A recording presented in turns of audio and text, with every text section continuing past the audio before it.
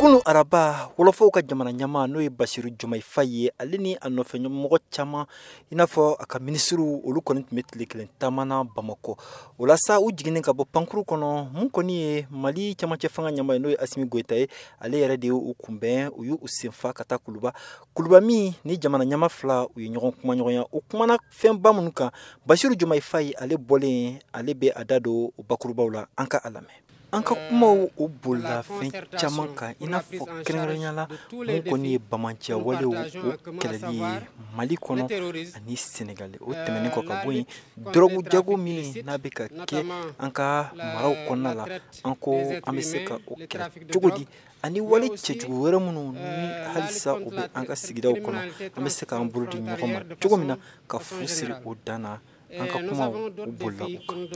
n'a y'a yira k'a fɔ o kumana lakanda kow kan fo ka taa se jiko kow ma ani i ka dɔn k'a fɔ bamanciya wale minnu bɛ kɛ an ka jamana fila ani ɲɔgɔn cɛ a y'a yira k'a fɔ mun ye CEDEAO ko ye o kumana o kan ale kɔni y'a laɲini k'a fɔ halisa Mali a ka segin ka na CEDEAO kɔnɔna la a ye mun fɔ o kan an ka o lamɛn an bɛɛ b'a kalama k'a fɔ Mali ale bɛ jɛkulu kura la n'o tɔgɔ ko Alliance des États du Sahel nka maa minnu n'u kɔni bɛ ka an ka kow jateminɛ kabini n sigira fanga la mun kɔni ye CEDEAO ko kuma ye o kuma o bɛ n da kɔnɔ kosɛbɛ o de y'a to Bamakɔ yan ni Asimi Goita an kɔni an kumana a kan kosɛbɛ ni n ka jateminɛ yɛrɛ k'a fɔ ko Mali kɔni ale ka lahalaya CEDEAO ko la bi a ka gɛlɛn kosɛbɛ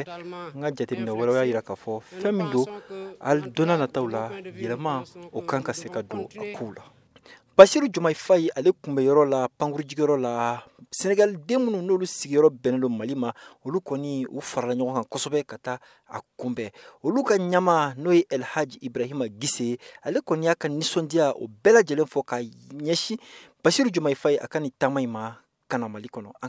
an bɛɛ tun bɛ k'a kɔnɔ wolofaw bɛ k'a kɔnɔ maliyɛnw fana tun bɛ k'a kɔnɔ alhamdulilayi a nana a dɔgɔkɛ ou bien a kɔrɔkɛ voir o ye min ye o b'an hakili sigi an b'a dɔn ko inchallah à partir de maintenant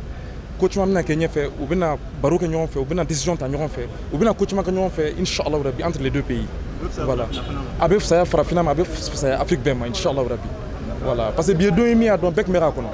voilà et alhamdulilayi ala y'an sutura a kɛra Basiru Jomai Faye ale kɔni ani Asimi Goita olu tilalen kɔ ɲɔgɔn ye la a y'a senfa ka kunda Burkina kan yɔrɔ min na ani capitaine Ibrahim Traoré n'ale fana ye Burkina camancɛ fanga o ɲama ye a na o ɲɔgɔn kumaɲɔgɔnya sani a ka segin ka taa kunun bɛ Dakar Senegal jamana kan Mohamed Daɲoko VOA Banbara tɔgɔ la